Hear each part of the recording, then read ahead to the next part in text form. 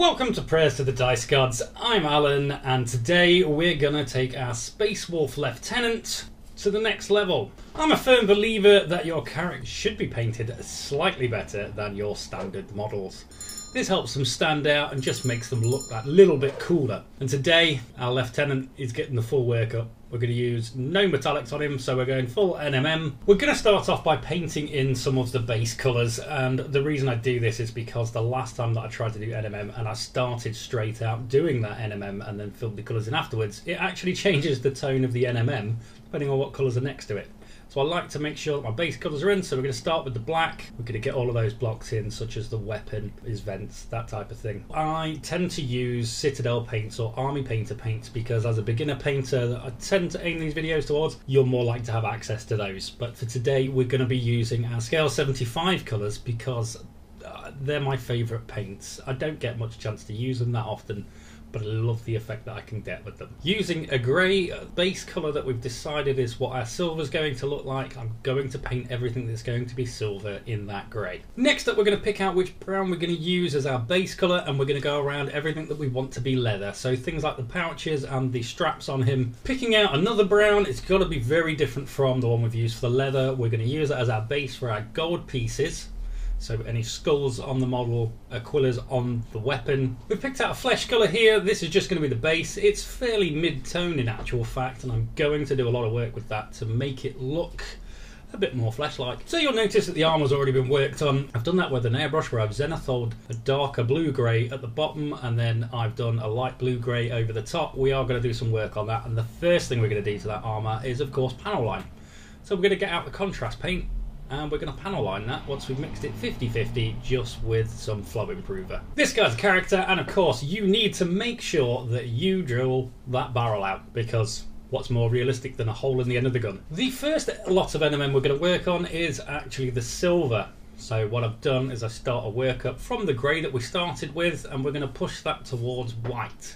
Not quite all the way, because we want to be able to use a nice bright white to put some spots on that, to give it the illusion of a bit of shine. So we're going to do that by thinning it down quite a bit. We're not quite going for a glaze here. We are going to go for a very, very thin layer, and we're just going to keep building that up. And we're going to do exactly the same thing for the dark grey here on that NMM. We're going to take that grey that we started with, we're going to mix that with the end colour that we're looking to have, which is a really dark grey, not quite black, and then we're going to work that in the opposite direction to where we've done the white highlight. And of course, don't forget that when you get to the end of doing all of that work, you need to go around with a slightly off white and do edge highlight all the way around those parts. What this will do is it'll help define it, and it'll also make it a little bit more like silver. Next, we're moving on to the gold NMM, and we're going to do this one a little bit differently. They're all small parts. I don't have to do anything major. So what I'm going to do is use the brown that we have as the darkest colour we're going to have on there.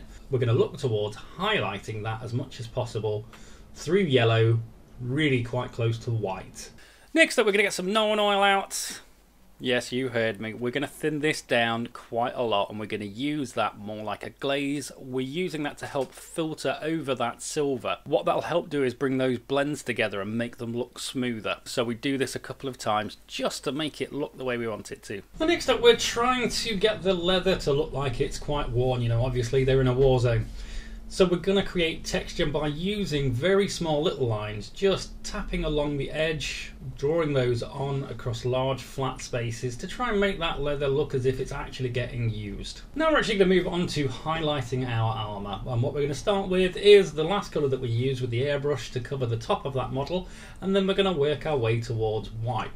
Now we're not actually going to go all the way to white because I don't want it to look like it's really shiny, just like it's got some nice light reflecting off of it. We're also going to do some edge highlights on that armour. Now that is to help bring out a little bit more definition, but one of the things I like to do is only put those edge highlights on those upward facing angles along with those highlights, just to help look as if the light is actually moving along the edge of those items. Now of course we can't forget about the flesh. We're going to go over that with lighter colours to bring up those highlights, and then we're going to cheat and we're going to use a little bit of Reichel and Flesh Shade, we're going to thin that down quite a lot. We can get it a little bit more accurate in the spaces that we want it to go. Now, of course, there are the bits that we're going to do off camera because they're either a little bit fiddly or because it make the video too long, and let's face it, it's really difficult filming whilst you're painting, especially for a model that you're trying to do a little bit better with. So we've done things like his eyes, just a few more glazes here and there just to make sure that those blends look as smooth as we want them to.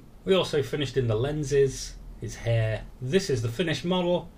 I'm very impressed with it. It only took 8 hours to do. I'm looking forward to seeing him on the tabletop with the rest of the models because, well, he's going to stand out from the other ones that I've already done. If you've enjoyed the video, don't forget to destroy the like button like our Space Marine's doing here, and if you haven't already, make sure that you make like an orc and destroy that subscribe button. And if you'd like to ask any questions or have any extra hints and tips for me, don't forget to leave them in the comments. I will respond to everyone and I will give everything that you suggest a try.